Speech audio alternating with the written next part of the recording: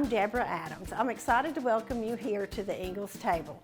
Today we're making a very special treat the whole family is sure to love. It's my very own apple galette. I've already been to Ingles and I've bought everything we need, so let's get started. This is a beautiful rustic dessert and it takes a lot of time to make pastry from scratch. So this is a little trick I've learned that takes a whole lot less time. I'm using ready-made pie crust from Ingles. I'm taking one pie crust, I'm going to smooth out the edges, and this doesn't have to remain round. Actually, a little oval shape is what's traditional with an apple galette. And then I'm taking the next pie crust, I'm going to roll it out right on top of the first one. Now, we're not trying to make these stick together particularly. We just want them similar in size. They don't have to be perfect. One can be a little wider or a little longer than the other. Okay. Flip those over. Let those rest a moment. Now, I have sliced, I think I used about 3½ Golden Delicious apples. I've thinly sliced these, and I'm going to put a little bit of lemon juice, probably a tablespoon or two, to keep the lemons from, keep the apples from darkening. And then to that, I'm going to use about ½ cup sugar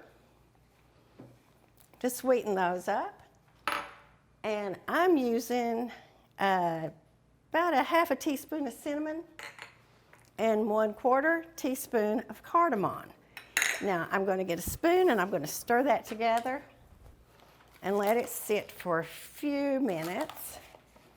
And that's going to get, the apple juice will start to come out of the apples a little bit, and that's going to make the liquid for your galette.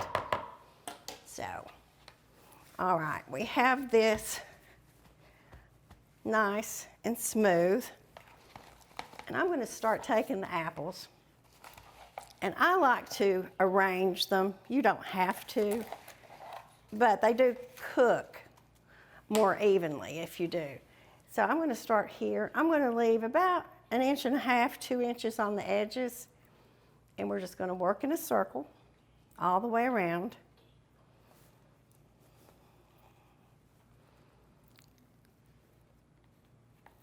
Until we get to the other side. And then we'll fill in the middle.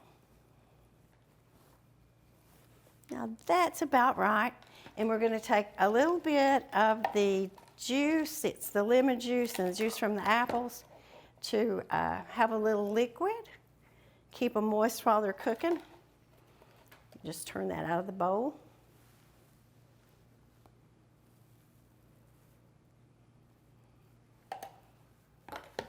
And now we're going to fold the edges.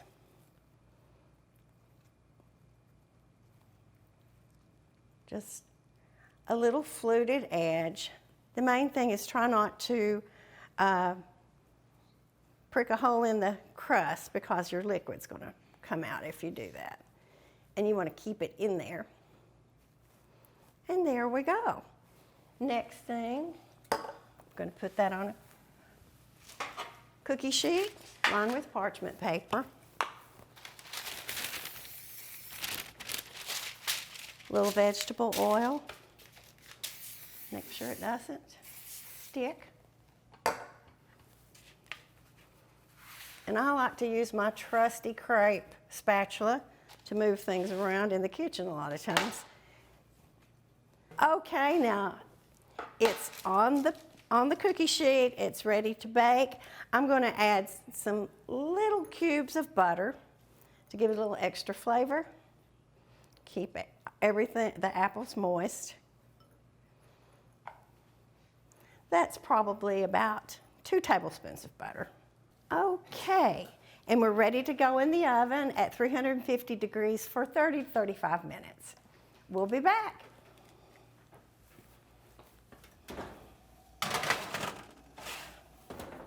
Okay, here's our apple galette out of the oven. It's cooled for a few minutes, and we're going to get it ready to serve. again, I'll use my trusty crepe spatula, and I'm going to move it to this cute little cardboard doily. Makes it pretty. And from there, we happen to have this pretty pedestal that we can put it on. And that fits perfectly. Now to finish it off, some people might put a vanilla ice cream, cinnamon ice cream, or maybe whipped cream. I'm going to use some creme fraiche that I've made, and I'm adding about 2 tablespoons of sugar to about a cup of creme fraiche. I'm going to stir that up. And we're going to use it like you would whipped cream. It's just going to be a topping. It's not going to cover the entire galette. Here we go. We'll just drizzle some around.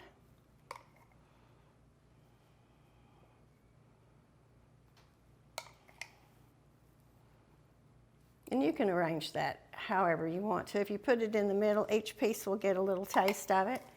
And just to make it a little sweeter, let's add some caramel sauce. And we'll just drizzle that back and forth.